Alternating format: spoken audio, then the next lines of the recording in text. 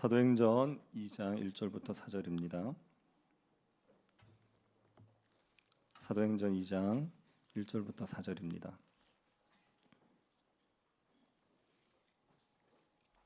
찾아서 한 절씩 교도하겠습니다. 찾으셨으면 교도라도 하겠습니다. 오순절 날이 이미 이름에 그들이 다 같이 한 곳에 모였더니 후련히 하늘로부터 급하고 강한 바람 같은 소리가 있어 그들이 앉은 온 집에 가득하며 마치 불의 혀처럼 갈라지는 것들이 그들에게 보여 각 사람 위에 하나씩 임하여 있더니 그들이 다 성령의 충만함을 받고 성령이 말하게 하심을 따라 다른 언어들로 말하기를 시작하니라. 아멘. 자기 팔자 자기가 꼰다라는 말이 있죠. 자기 인생이 힘들어지는 거 다른 사람 탓하지 마라. 네가 선택한 거 아니냐. 그런 의미에서 하는 겁니다.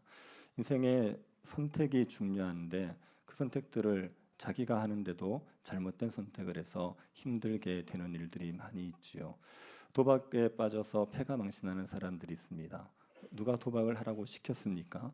유혹한 사람들이 있을지 몰라도 결국은 자기가 선택한 것 아닙니까? 바람을 피워서 가정이 망가지고 또 가정을 잃어버리는 사람들이 있죠. 누가 바람을 피우라고 했습니까? 자기가 바람을 피워서 그런 사단이 난 거 아닙니까? 그래서 자기 인생을 자기가 꼬아버린다. 잘못된 선택을 해서 자기 인생을 힘들게 만든다는 의미에서 자기 팔자 자기가 꼰다는 말을 쓰게 됩니다.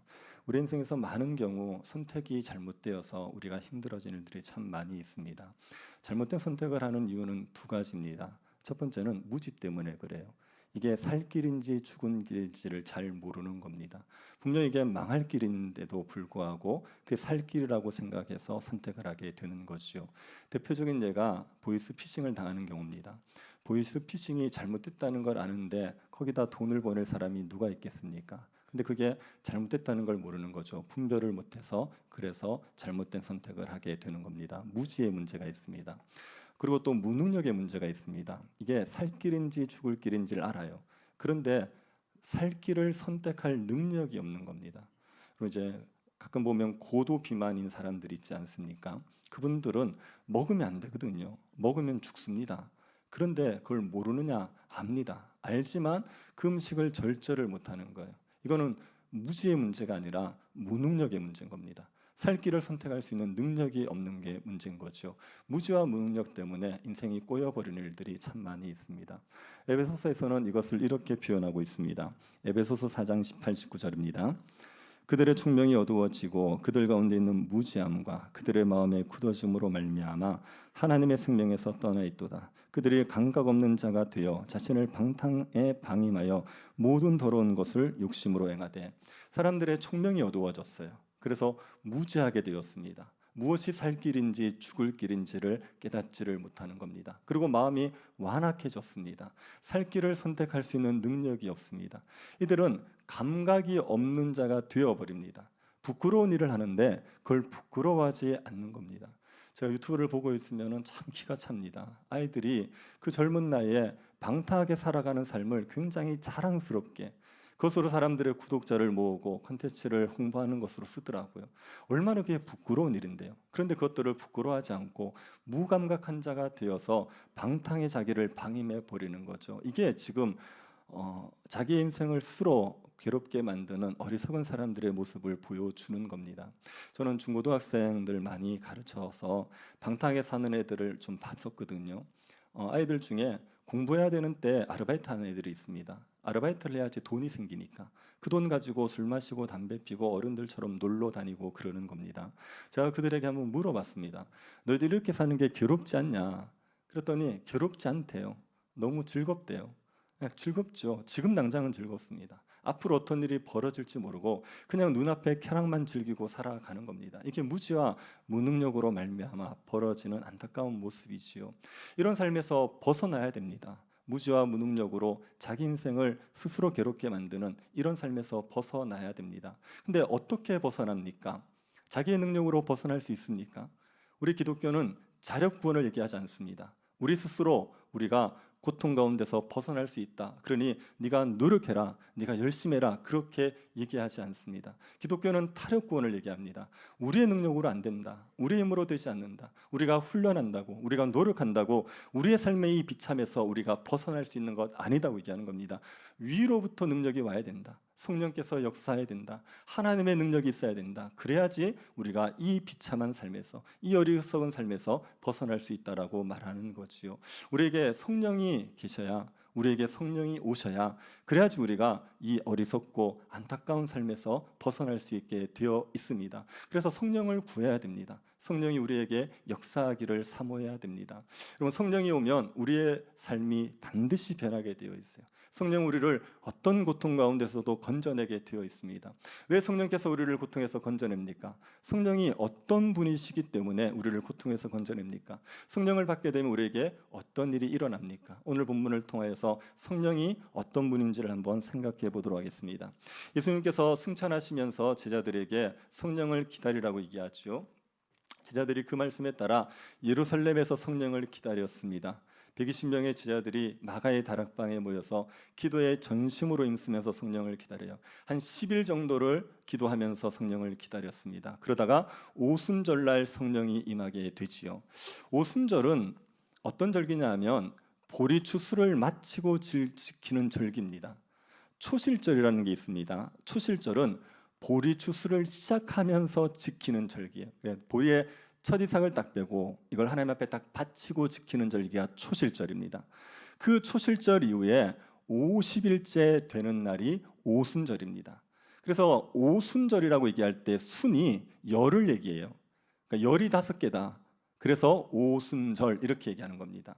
이 오순절은 보리 추수와 관련되어 있고 미래 추수와도 관련되어 있습니다. 그래서 보리 추수를 마치는 날이 오순절을 지키는 날입니다. 그날은 밀추수를 시작하는 날이에요. 그래서 오순절을 밀의 초실절이라고도 얘기합니다. 그래서 보리와 밀과 관계되어 있기 때문에 오순절을 다른 말로 맥추절 이렇게 얘기하죠. 여기 맥자가 보리 맥자입니다. 보리나 밀을 의미하는 거예요. 그래서 맥추절이라고도 얘기하죠. 그리고 초실절 이후에 49일이 지나고 50일째 지키는 거거든요. 그래서 49일이 지났다는 의미에서 77절이라고도 얘기하는 겁니다. 77에 이렇게 훌륭하시군요. 이런 것도 하시고 49, 그것 때문에 77절이라고도 얘기하는 겁니다. 그래서 오순절, 맥추절, 77절 다 같은 날입니다. 이 오순절 날 구약에서 굉장히 중요한 일이 하나 있었습니다. 이스라엘 백성들이 시내산에 갔을 때 하나님과 언약을 맺지요. 그리고 거기에서 하나님께서 율법을 주지 않습니까? 그 율법에 수여된 날이 언제냐? 오순절인 겁니다.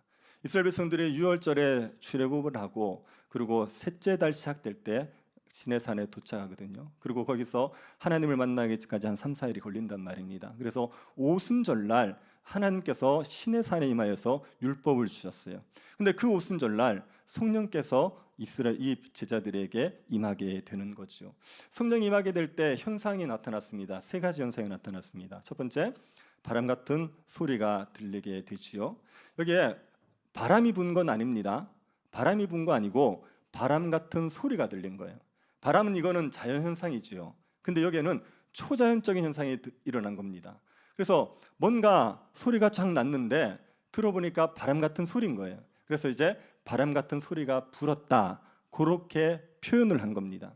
예수님께서 제자들에게 부활하시고 나타나서 성령 받으라고 말하시면서 숨을 내신 적이 있죠. 요한복음 20장 22절 이 말씀을 하시고 그들에게 향하사 숨을 내쉬며 이르시되 성령을 받으라. 그래서 성령을 받으라고 얘기하시면서 숨을 내신 적이 있어요.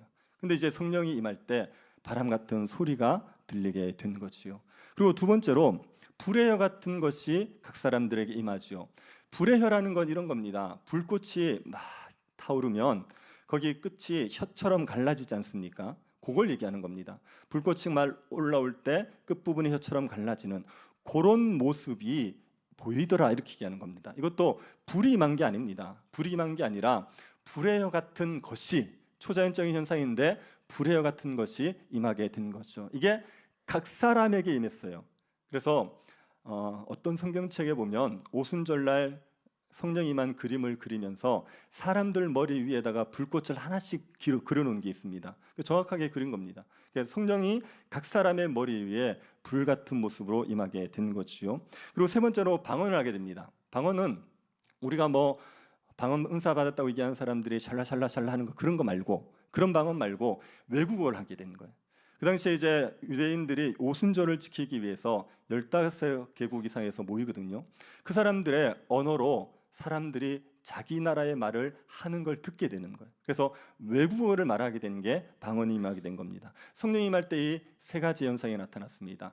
바람 같은 것, 불 같은 것, 그리고 방언, 이 세 가지가 나타났습니다. 이거는 어떤 의미가 있겠죠. 이스라엘 백성들에게 하나님께서 율법을 주실 때도 시내산에 임했잖아요. 그때도 하나님이 임하신 것을 보여주는 현상들이 나타납니다. 하나님은 영이시지 않습니까? 그래서 영이라서 하나님이 임해도 임했다는 걸 사람들이 몰라요. 그렇기 때문에 하나님이 임할 때는 하나님이 임했다는 걸 알리기 위한 현상들이 나타나는 겁니다. 그래서 시내산에 하나님께서 임하실 때도 여러 가지 현상들이 나타났습니다. 출애굽기 19장 16절을 보십시오. 셋째 날 아침에 우레와 번개와 빽빽한 구름이 산 위에 있고 나팔 소리가 매우 크게 들리니 진중에 있는 모든 백성이 다 떨더라. 하나님이 딱 임하시니까 여기는 네 가지 현상을 설명하고 있습니다. 첫 번째, 우레, 이건 천둥이죠. 천둥 소리가 울려 퍼진 거예요. 그 다음에 번개, 그 다음에 구름, 그리고 나팔 소리. 그래서 우레, 번개, 구름, 나팔 소리, 요가 네 가지 현상이 나타난 겁니다. 그리고 19장 18절에도 보십시오. 시내산의 연기가 자욱하니 여호와께서 불 가운데서 거기 강림하심이라. 그 연기가 옹기가마 연기같이 떠오르고 온 산이 크게 진동하며. 여기에는 연기라는 현상, 그리고 불이라는 현상, 그리고 지진이라는 현상. 그래서 시내산에 임할 때 7가지 현상이 나타납니다. 우레, 번개, 구름, 나팔 소리, 연기, 불, 지진, 이 7가지 현상이 나타나는 것. 이런 현상들을 통해서 하나님이 임재하셨다. 영이신 그분께서 우리 가운데 나타나셨다는 걸 사람들에게 알리는 겁니다. 이런 현상은 하나님이 어떤 분인지를 보여주기 위한 현상들입니다. 그냥 아무 없이 일어나는 게 아니라 하나님에 대해서 알려주기 위한 겁니다. 자, 여러분이 시내산에서 지금 7가지 현상이 나타나는 걸 딱 봤을 때 느껴지는 감정은 무엇이겠습니까? 기쁨일까요? 두려움일까요? 이건 두려움이에요. 이거는 하나님께서 심판하시는 분이야, 하나님께서 두려우신 분이야, 이걸 보여주기 위한 겁니다. 이스라엘 백성들이 애굽에 있을 때 하나님께서 그들을 구원해내시죠. 그리고 독수리가 자기 새끼를 업음처럼 시내산까지 인도하시거든요. 그때 끊임없이 하나님께서 은혜를 베푸세요, 자비를 베푸세요. 그래서 하나님께서 은혜로우신 분, 자비로우신 분을 드러냈습니다. 근데 하나님은 은혜롭고 자비로운 분만 아니라 하나님은 무서운 분이에요. 공의로운 분이에요. 심판하시는 분이에요. 이걸 딱 드러내는 겁니다. 왜요? 율법을 지키라고. 하나님의 율법을 지키면 복을 누리겠지만 율법을 지키지 않으면 하나님의 진노가 있다, 이걸 알려주기 위해서 하나님께서 이렇게 무서운 모습으로 나타난 겁니다. 그러면 성령이 임했을 때 나타났던 현상도 성령께서 어떤 분인지를 설명하기 위해서 나타났다고 봐야 되지 않겠습니까? 이 세 가지 현상은 성령께서 어떤 분인지를 보여주는 겁니다. 첫 번째, 바람 같은 소리가 불었습니다. 소리가 들렸습니다. 이 바람 같은 소리가 들렸다는 것은 성령께서 생기를 불어넣으시는 분이라는 것을 보여주는 겁니다. 구약에서 바람이 불면서 생기가 들어가서 살아나는 역사들이 일어나는 대표적인 사건이 있습니다. 에스겔이 봤던 환상이 있지 않습니까? 그 환상에 보면 생기가 들어가면서 살아나는 역사가 일어나게 돼요. 에스겔이 환상 중에 어떤 골짜기를 봤는데 마른 뼈가 가득했습니다. 하나님이 에스겔에게 묻습니다. 이 뼈들이 살겠느냐? 에스겔이 주께서 아신다고 얘기해요. 자기가 보기에는 이거는 살 수 있는 방법이 없어요. 근데 하나님이 살리고자 하면 살 수 있지 않겠냐? 그래서 하나님께서 아십니다, 그렇게 얘기했대요. 그랬더니 하나님이 에스겔에게 하나님의 말을 대언하라고 얘기합니다. 에스겔서 37장 5절부터 6절입니다. 내가 생기를 너에게 들어가게 하리니 너희가 살아나리라. 너희 중에 힘줄을 두고 살을 입히고 가축을 덮고 너희 속에 생기를 넣으리니 너희가 살아나니라. 이 말을 대언하라는 거예요. 그래서 에스겔이 이 말을 그대로 대언했습니다. 그랬더니 그 마른 뼈들이 맞춰지기 시작합니다. 거기에 힘줄이 생기고 살이 오르고 피부가 덮이는 거예요. 그래서 사람들 보면 그냥 누워있는 시체처럼, 시체 같은 사람들이 모습이 된 거지요. 근데 거기에 생기가 없었습니다. 그때 하나님께서 에스겔에게 이 말을 대언하랍니다. 생기야 사방에서부터 와서 이 죽음을 당한 자에게 불어서 살아나게 하라. 에스겔이 이 말대로 생기야 불어와라 그랬더니 사방에서 생기가 불어오는 거예요. 그러고 나서 그 죽어있던 시체 같은 사람들이 살아서 하나님의 군대가 되어 버리는 겁니다. 여기에서 생기라고 번역된 단어가 히브리어로 루아우입니다. 이 루아우라는 단어가 바람이라도 번역되고 성령으로도 번역되는 거예요. 그래서 이제 생기가 불었다, 이거는 바람이 불었다, 이건 성령이 불었다고 얘기하는 겁니다. 그래서 성령이, 바람 같은 그 성령이 죽은 자들을 살려내시는 분이다, 생기를 불어넣으시는 분이다, 이걸 보여주기 위해서 바람 같은 소리가 들린 겁니다. 그리고 불의 혀같이 갈라지는 것들이 있었죠. 성령을 불에다가 비유하는 것은 세례 요한도 했던 겁니다. 누가복음 3장 16절 한번 보십시오. 같이 한번 읽어봅시다. 누가복음 3장 16절. 요한이 사람에게 대답하여 이르되 나는 물로 너희에게 세례를 베풀거니와 나보다 능력이 많으시니가 오시나니 나는 그의 신발끈을 풀기도 감당하지 못하겠노라. 그는 성령과 불로 너희에게 세례를 베푸실 것이요. 나는 물로 세례를 주지만 주님은 성령과 불로 너에게 세례를 줄 거라고 얘기했습니다. 성령과 불은 두 가지입니까? 한 가지입니까? 이건 한 가지입니다. 성령이에요. 성령인데 불 같은 성령으로 설명하는 겁니다. 성령을 불에다가 비유해요. 이유가 무엇이겠습니까? 불의 역할을 한번 생각해 보십시오. 불의 역할은 태우는 역할이 있죠. 그래서 성령이 우리에게 임하시면 태우는 역할을 합니다. 뭐를 태우겠습니까? 죄를 사랑하는 마음을 태워버려요. 우리가 죄를 사랑하고 죄를 좋아하는 그 마음을 태워버리는 겁니다. 죄를 사랑하는 마음을 태워서 죄가 싫어지게 만드시는 거예요. 그리고 또 불의 역할을 한번 생각해 보십시오. 불은 뭘 하겠습니까? 뜨겁게 만드는 역할을 하지요. 그래서 성령이 우리에게 임하지 않습니까? 우리의 마음을 뜨겁게 합니다. 어떤 마음을 뜨겁게 할까요? 하나님을 사랑하는 마음을, 이웃을 사랑하는 마음을, 거룩을 사모하는 마음을 뜨겁게 하는 거예요. 그래서 성령이 불 같은 성령이라고 표현을 하는 겁니다. 성령이 임하게 되면 우리 마음에 죄를 사랑하는 마음은 태워져요. 그리고 하나님을 향한 거룩한 마음이 불일 듯 일어나게 됩니다. 이렇게 성령을 받아서 죄가 싫어지고 거룩을 사랑하게 되잖아요. 그러면 그 사람에게 가장 먼저 뭐가 달라질까요? 말이 달라지게 돼 있어요. 그래서 불의 혀라고 얘기하죠. 성령이 불의 혀라고 말하는 건 언어와 관계에 있다는 얘기예요. 우리에게 성령께서 역사하시면 우리의 마음이 새로워지면서 말이 달라지는 겁니다. 불평하고 원망하고 자기를 주장하고 자랑하고 이런 말을 하던 사람들이 말이 달라져서 굉장히 은혜로운 말을 하는 겁니다. 어떤 목사님이 권사님과 나눔을 하는데 이 권사님이 얘기할 때마다 주어가 하나님이에요. 하나님이 어떻게 하셨어? 하나님이 어떻게 하셨어? 이렇게 얘기하는 거예요. 그래서 권사님 어떻게 자꾸 주어를 하나님으로만 쓰세요? 이렇게 여쭤봤습니다. 그랬더니 이 권사님이 예전에 너무 힘들었을 때가 있대요. 남편이 너무 속성이고 그다음에 시댁 때문에 너무 힘들고 그리고 자식 때문에 너무 힘들었을 때가 있었대요. 그래서 그때는 자기가 주어가 항상 남편이 어떻고 시댁이 어떻고 자식이 어떻고 이게 주어였대요. 그런데 그렇게 살아가니까 안 되겠다 싶어서 내가 이제 하나님의 은혜를 좀 의지하겠다 싶어서 말씀을 붙들기 시작했대요. 그래서 말씀을 보다가 보니까 주어가 바뀌더래요.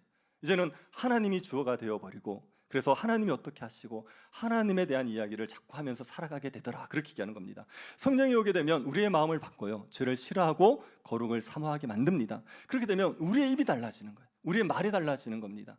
그래서 성령께서 우리의 마음을 새롭게 하신다는 측면에서 불의 비유를 하는 거죠.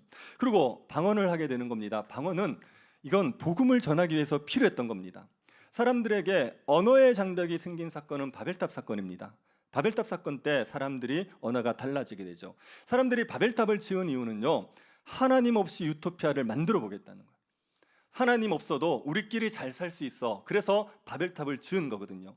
하나님이 그걸 막기 위해서 언어를 다르게 만들어 버렸습니다.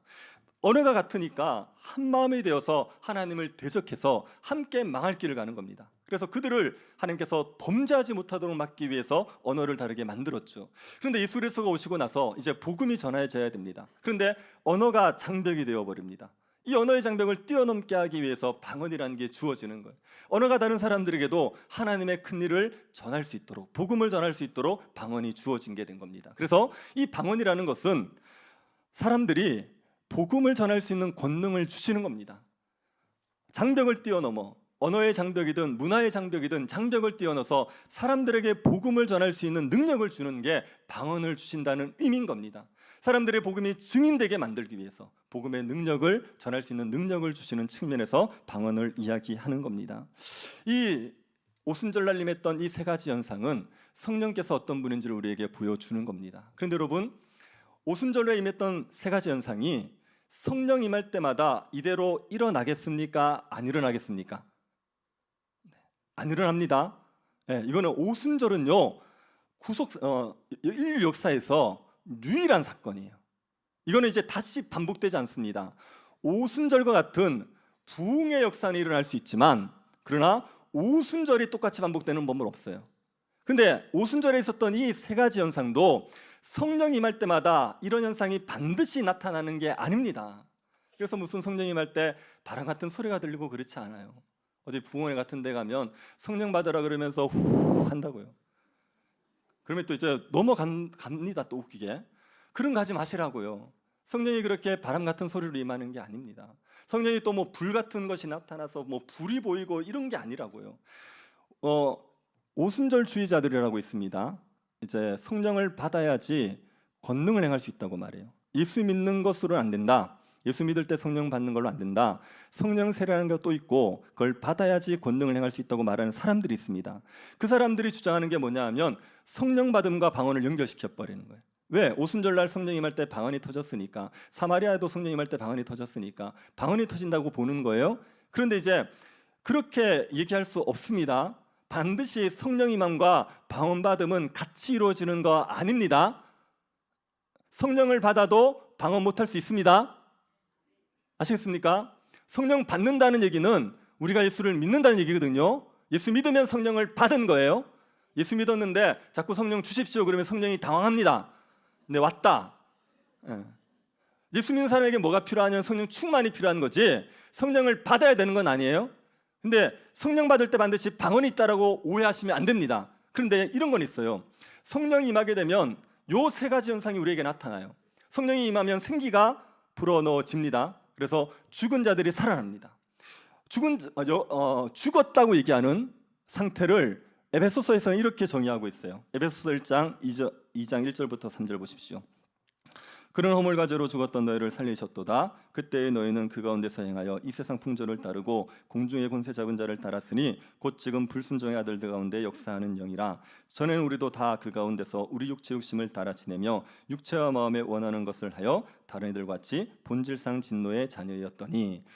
영적으로 죽었다고 얘기하는 사람들은 세 가지를 따릅니다. 첫 번째가 세상 풍조를 따라요. 세상 풍조를 따른다는 건 세상의 유행을 따르는 겁니다. 남들이 다 하니까 따라하는 겁니다. 제가 요즘의 풍조 중에 정말 청년들을 괴롭게 한다고 느껴지는 풍조가 뭐냐 하면 결혼 문화예요. 결혼 문화가 이상해져 버렸습니다. 청년들이 결혼하기 전에 프로포즈를 반드시 해야 되는 분위기가 되어 있습니다. 근데 그냥 할 때도 그냥 하면 안 돼요. 어떻게 해야 되냐면 고급 호텔을 빌리든지 어떻게 호텔방을 빌려요. 그러고 나서 그 명품 가방, 똥 가방 그거 하나를 사야 돼요. 그리고 이제 명품을 주면서 프로포즈를 해야 되는 게 분위기처럼 되어 있는 겁니다. 야, 우리 막 결혼하신 분들 땅을 치고 후회하지 않습니까? 뭐 하나 받지도 못하고 프로포즈 받았는데, 그죠? 근데 이게 그게 분위기가 되어 있어요. 그리고 아니 청첩장을 우리는 그냥 뿌렸잖아요. 올 테면 와라, 못 오면 그만이다 이렇게 뿌렸잖아요. 근데 요즘은요 청첩장을 주기 위해서 식사 대접을 해야 된대요. 그래서 올 사람들을 찾아가서 청첩장 주고 식사 대접하고 그래서 와달라 그래야지 온다고 얘기하는 거예요.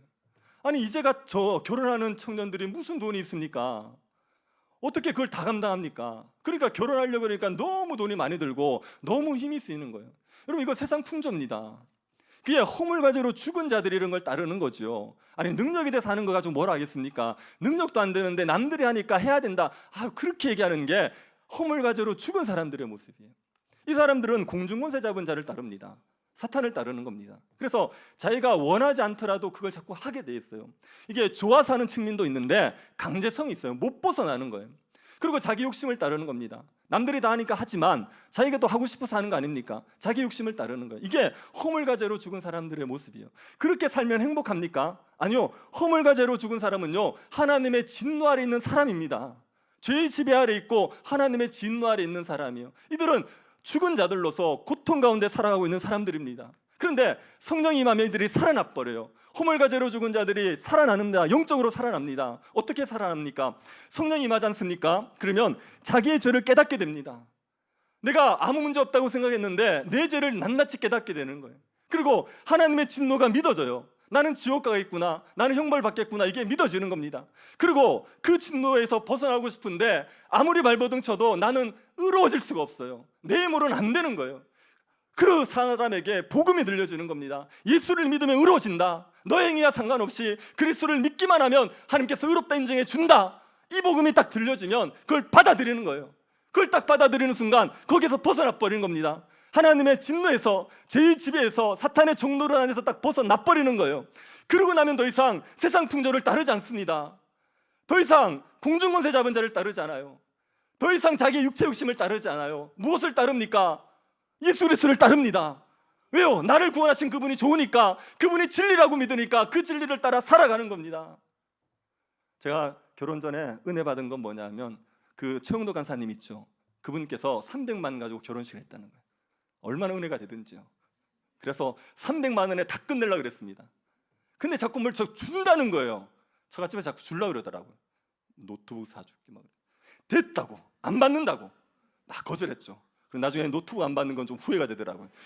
너무 피로해가지고 후회가 되더라고요. 근데 그때 뭐 그런 걸 싫은 거예요. 그런 걸 따르기 싫은 겁니다. 그래서 아주 당당하게 저희 집 사람한테 돈 한 푼 없이 결혼하자 그래서 결혼했다 아닙니까? 성령을 받고 나면 이 영적으로 죽었던 자들이, 허물과제로 죽었던 자들이 살아나 버려요. 그래가지고 그 헛된 것들을 따르지 않고 진리를 따라 살아갈 수 있게 되는 거죠. 이게 성령이 우리에게 임할 때 나타나는 역사입니다. 그리고요, 성령이 임하게 되면 죄가 싫어집니다. 신자가 죄를 안 짓죠. 죄를 안 짓죠. 다시, 신자가 죄를 싫어하는데 죄라는 건 뭡니까? 뭘 죄라고 정의합니까? 죄는요, 말씀을 어기는 게 죄입니다. 그래서 불신자들은 이걸 죄라고 얘기하지 않는 걸 신자들은 죄라고 여기는 겁니다. 아니, 불신자들 중에 누가 예배하지 않는 걸 죄라고 여깁니까? 누가 술 마시는 걸 죄라고 여깁니까? 누가 좋아하는 사람과 결혼 전에 잠자리 하는 걸 죄라고 여깁니까? 불신자들은 그걸 죄라고 여기지 않아요. 그런데 신자는 죄라고 여깁니다. 왜요? 성경이 이걸 금하고 있으니까. 성경이 이걸 죄라고 얘기하니까 불경건이 죄입니다. 여러분, 우리가 살인하지 않아도요, 하나님을 예배하지 않고 감사하지 않고 영화롭게 하지 않으면 그게 죄입니다. 지옥과 죽어 마땅한 죄입니다.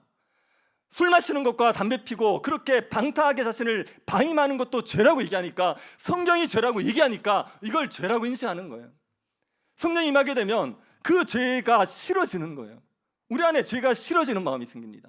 그래서 죄를 지으면 하나님이 진노를 내리시겠지, 이것 때문이 아니라 죄 짓고 사는 게 싫어요. 제가 담배 끊는 사람들의 얘기를 들었는데 담배가 싫어지더래요. 은혜를 받고 나니까 냄새가 싫어지는 겁니다. 왜 교회를 다니면서 계속 담배를 피겠습니까? 그 냄새가 얼마나 우리에게 향기롭습니까? 그러니까 자꾸 그걸 한단 말이에요. 근데 그게 싫어지면 어떻게 하겠습니까? 이게 성령이 임했을 때 나타나는 현상이에요. 죄는 싫어지고 거룩이 좋아지는 겁니다. 예배하는 게 좋아지고 하나님의 말씀을 보는 게 좋아지고 하나님의 뜻대로 사는 게 좋아지고 그렇게 살아가게 만들어주는 거예요. 그리고 성령이 임하지 않습니까? 그러면 방언이 터지듯이 복음의 장벽을 띄워놓고 복음을 전하게 됩니다. 복음을 전하는데 방해가 되는 것들이 있더라도 그거를 얼마든지 이겨내버리는 능력이 생기는 겁니다. 나는 부끄러워서 복음을 못 전해. 그 부끄러움을 이겨버리는 거예요. 그것을 벗어나게 버리는 겁니다. 그래서 복음을 전할 수 있는 능력이 생겨서 복음의 증인으로 살아가게 되는 거죠. 이 세 가지 현상은 성령을 받는 사람들에게 지금도 동일하게 일어나는 겁니다. 여러분, 성령을 받으셨습니까? 이 세 가지 현상 말고 성령이 임했다는 걸 좀 더 구체적으로 알 수 있는 표지가 있습니다. 조나단 에드워즈 목사님이 부흥을 경험해요. 그러고 나서 부흥회 때 자꾸 사람들이 성령을 받았다고 말하는데 아닌 것들이 있는 거예요. 그래서 무엇이 성령을 받은 것인지를 분별할 수 있는 표지 5가지를 정해놨습니다. 이거는 성경과 신학과 경험을 근거로 정한 거기 때문에 우리가 이걸 그대로 받아들이면 되는 겁니다. 요 5가지의 표지가 나타나면 그 사람은 성령을 받은 거예요. 요게 없으면 아무리 놀라운 체험을 했더라도 그건 성령 받은 게 아닙니다. 그 5가지의 표지, 요거를 외워두시면 좋겠습니다. 이게 여러분이 성령의 역사가 뭔지를 분별하는데 너무나도 중요하거든요. 그래서 이 5가지를 외워두십시오. 첫 번째는 뭐냐? 예수님에 대한 바른 신앙 고백이 생깁니다. 성령 받은 사람들은 예수님이 진짜 믿어져요. 예수님이 하나님의 아들인 거 믿어져요. 그 다음에 부활하신 거, 십자가에 죽으신 거 다 믿어져요. 예수님이 하나님의 아들로 행하신 일들이 다 받아들여져요. 내가 성령 받았는데 나는 예수님이 부활했다는 거 진짜인지 모르겠다, 그건 없단 말입니다. 그건 성령 받은 게 아닙니다. 성령 받으면 반드시 예수님에 대한 바른 신앙 고백을 하게 되어 있습니다. 그리고 또 성령 받으면요, 죄에 대한 각성과 회개가 있습니다. 죄라고 생각하지 않던 것들이 죄로 여겨지는 거예요. 그래서 죄에 대해서 굉장한 민감함을 가지게 되어 있습니다. 여러분, 신자들은 불신자보다 훨씬 도덕적 기준이 높아요. 그럴 수밖에 없어요. 불신자들은 잘못됐다고 생각하는 것도 안 걸리면 할 수 있습니다. 다운 계약서 있죠? 세금을 내기 위해서 거래 금액을 낮추는 다운 계약서 있죠? 이건 죄입니까 아닙니까? 불신자들이 이거 알거든요. 그런데도 안 걸리면 된다고 생각하는 거예요. 위장전입 죄지요? 이건 법을 어기는 겁니다. 불신자들이 이거 안 걸리면 괜찮다고 생각하는 거예요. 분명히 법에 명시됐고 이거는 불법인데도 불구하고 걸리지 않으면 괜찮다고 생각하는 게 불신자들의 마음이에요. 근데 신자들은 그렇지 않습니다. 이게 법에 안 걸리더라도 하나님이 아시잖아요. 내가 이게 불법을 저지르면 내가 알고 하나님이 아는데 이거를 저지를 수 없어서 어떻게든 거룩하게 살려고 하는 겁니다. 제가 몇 번을 강조드렸는데 현금 영수증 하는 거 그거죠. 현금하면 10% 깎아주는 거, 이거 세금 떼먹는 거 맞죠? 맞습니다. 죄입니까 아닙니까? 죄. 불신자들은 아무 문제 없어요. 근데 우리 이게 자꾸 걸리면 되는 거예요. 아, 이거 또 세금 떼먹는 건데 이러지 말아야지. 그런 마음이 생기는 게 성령의 역사 때문에 그런 겁니다. 성령이 죄가 싫어지게 만들고 죄에 대한 각성을 가지게 만드는 거예요. 그 다음에 성경에 대한 높은 관심이 생깁니다. 성령을 받으면 성경을 보는 게 좋아요. 성경을 알고 싶어져요. 성경을 볼 때 기쁨이 있어요. 성경에서 은혜를 받아요. 성경에 대한 관심이 생기는 게 그게 성령의 역사인 겁니다. 우리가 3일 동안 성경 통독 수련했지 않습니까? 하루에 7시간을 성경을 듣는 거예요. 아침에 9시에 오면 5시까지 밥 1시간 먹고, 물론 밥은 맛있습니다. 그거 먹고 이제 7시간 우리 성경을 듣는 거예요. 불신자들을 성경 통독 수련에 앉혀놓으면 어떤 일이 벌어지는지 아십니까? 죽습니다. 지겨워 죽습니다. 몸을 베베꼬고 자다 일어났다 별의별 짓을 다 합니다. 근데 신자들을 앉혀놓으면요 너무 좋은 거예요. 여러분도 정말 참사하고 싶은데 여건이 안 돼서 참석 못하신 거 아닙니까? 맞을걸요? 맞죠? 네, 신자들 이게 너무 좋은 거예요. 아니 밥 주고 성경 하루 종일 읽을 수 있다는 게 얼마나 좋습니까? 근데 성령이 없어버리면 이건 지겨워 죽고 못하는 겁니다. 성령 성독수를 하는데 어떤 애가 저한테 물었습니다. 어떻게 하면 성경을 들으면서 안 잘 수 있죠? 이렇게 묻더라고요. 성경만 틀면 자꾸 자면. 그래서 어떻게 하면 안 잘 수 있지 묻는 겁니다. 성경을 틀어놨을 때, 성경을 읽을 때 안 잘 수 있는 방법이 뭡니까? 결국은 성령입니다. 성령이 있으면 안 자는 거예요. 성령 충만하면 안 자는 겁니다. 설교 때는 어떻게 하면 안 잘 수 있을까요? 대답을 좀 하세요. 성령 충만하면 안 자는 거예요. 네. 이게 말씀에 대한 관심은 성령이 주시는 거거든요. 그리고 네 번째, 건전한 교리와 신학을 알게 되어 가지게 됩니다. 성령은 진리의 영이에요. 그래서 성령을 받지 않습니까? 그 사람은 이단을 분별할 수 있습니다. 이단에 대해서 뭐가 잘못됐는지는 모르겠지만 이단에 대한 분별력이 생기게 돼 있어요. 그래서 잘못된 걸 얘기하면 거부감이 생기고 잘못된 것을 싫어하게 됩니다. 그리고 교리를 알고 싶어져요. 건전한 신학을 알고 싶어요. 이런 것들에 대한 관심이 생기게 되어 있습니다. 그리고 다섯 번째는 하나님과 사람들을 사랑하게 되어 있어요. 하나님에 대한 사랑이 생깁니다. 그래서 예배를 드리는 것을 귀하게 여기게 되고 사람들에 대한 사랑이 생깁니다. 이웃을 사랑하려고 애쓰는 겁니다. 성령 받기 전에는 자기를 사랑했어요. 자기가 삶의 주인이었어요. 그런데 성령 받고 나면 하나님과 이웃을 사랑하는 마음 가지고 살아가고 싶어지게 되는 겁니다. 이 5가지가 성령이 역사하셨다는 것을 우리에게 명확히 보여주는 표지입니다.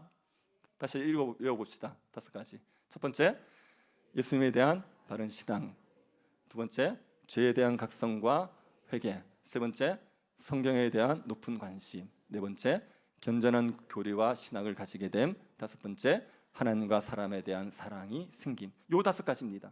자, 그러면 우리에게 성령의 역사가 있다는 걸 어떻게 확인하겠습니까? 여러분 예배를 딱 드렸어요. 예배를 드렸는데 여러분의 죄가 깨달아지고 하나님 앞에 회개가 나오고 그 죄를 끊어야겠다는 생각이 들어서 돌이켰습니다. 자, 성령의 역사입니까? 아닙니까? 성령의 역사인 거예요. 예배를 드리고 났더니만 성경이 보고 싶어요. 말씀이 자꾸 보고 싶어요. 자, 그런 마음이 생겼다. 성령의 역사입니까? 아닙니까? 성령의 역사인 거예요. 예배를 드렸는데 불쌍한 성도가 생각나서 돕고 싶은 마음이 생겼어요. 그건 성령의 역사입니까? 아닙니까? 성령의 역사인 겁니다. 자꾸 이상한 걸 성령의 역사로 생각하지 마십시오. 예배 중간에 갑자기 여러분에게 눈물이 펑펑 쏟아졌어요. 그래서 대성통곡을 합니다. 다 끝나고 나갔는데도 혼자 앉아서 엉엉 웁니다. 엉엉 울었는데 주차장에 가서 주차 요원하고 싸워버려요. 이건 성령의 역사입니까? 아닙니까? 아닙니다. 대성통곡을 했든지 뭔 난리를 쳤든지 간에 여러분의 마음에 이 5가지가 생기지 않았으면 그건 성령의 역사라고 얘기할 수 없는 거예요. 우리에게 진짜 성령의 역사 하시면 요 5가지 현상이 일어나는 겁니다. 여러분, 성령의 역사는 우리에게 자주 있는 것 같습니까? 따문따문 있는 것 같습니까? 잠깐만, 다 자주 따문따문은 회개하십시오. 이거 회개하셔야 됩니다. 이게 따문따문이면 심각한 문제입니다. 우리가 기도할 때마다 우리의 마음이 새로워지는 게 있잖아요. 기도하면 제가 깨달아지고 하나님의 은혜를 알게 되고 더 사랑하고 싶고 이런 게 있잖아요. 그게 다 성령의 역사입니다. 말씀을 읽는데 말씀 가운데서 깨달아지고 말씀이 믿어집니까? 그 말씀대로 살고 싶은 마음이 듭니까? 그게 성령의 역사란 말입니다. 뭘 방언을 하고 병을 고치고 안진병을 일으키고 그런 것만 성령의 역사가 아니라 여러분의 마음에 이 5가지 현상이 일어나면 그게 성령이 여러분에게 역사하는 겁니다. 이 성령의 역사는 있습니다. 이 성령의 역사하면 사람들이 바뀌는 거예요. 조나단 에드워즈 목사님이 부흥을 경험하고 나서 부흥의 역사를 기록했습니다. 이분이 이제 신학적으로도 성경적으로도 굉장히 바르신 분이고 탁월하신 분이거든요.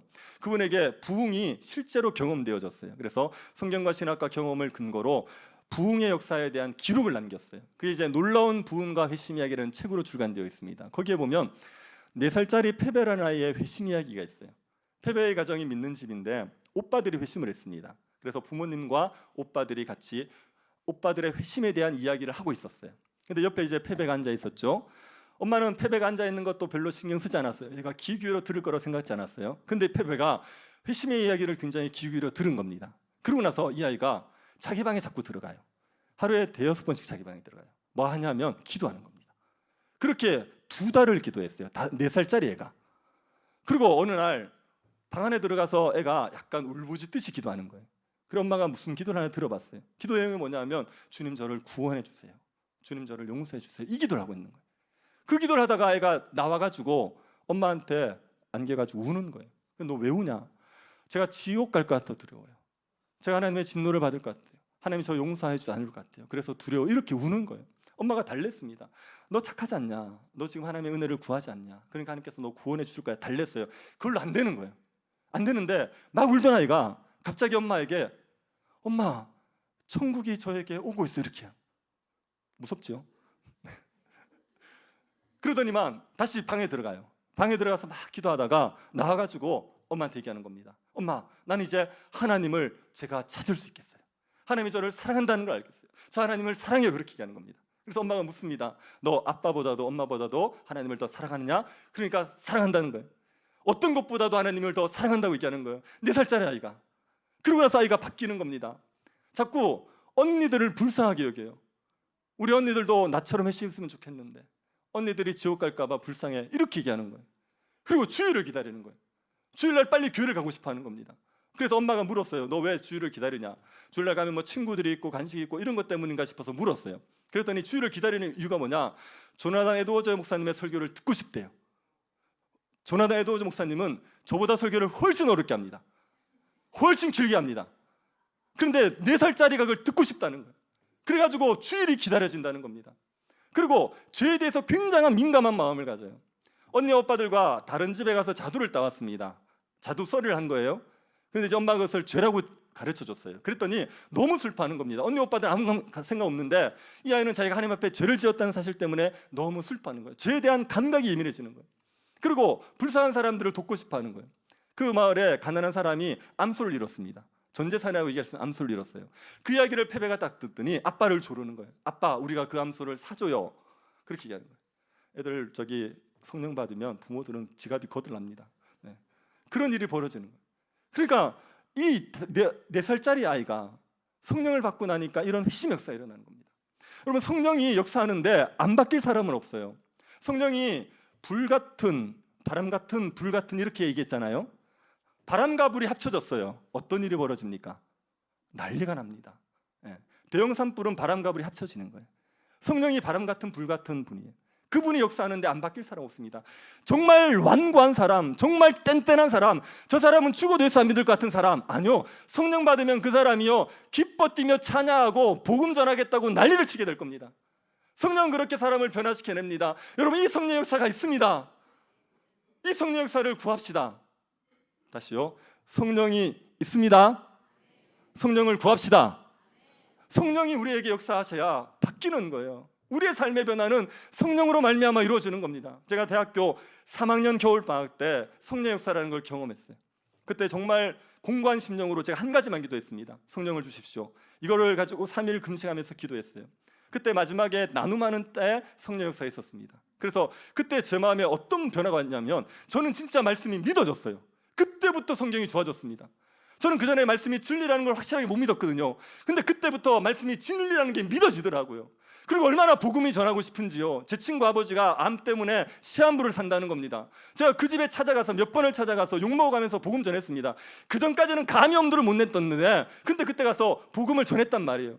사람 아이들에게 복음을 전하고 싶어서 아이들에게 설교하면 아이들이 막 은혜를 받는 일들이 벌어졌습니다. 아이들과의 그 갭을 뛰어넘어 버릴 일들이 벌어지는 거예요. 이런 성령 역사가 있어서 이것 때문에 우리의 삶이 복음의 권능을 가지고 전하는 사람들이 되는 거지 우리의 능력으로 삶이 바뀌는 게 아니란 말입니다.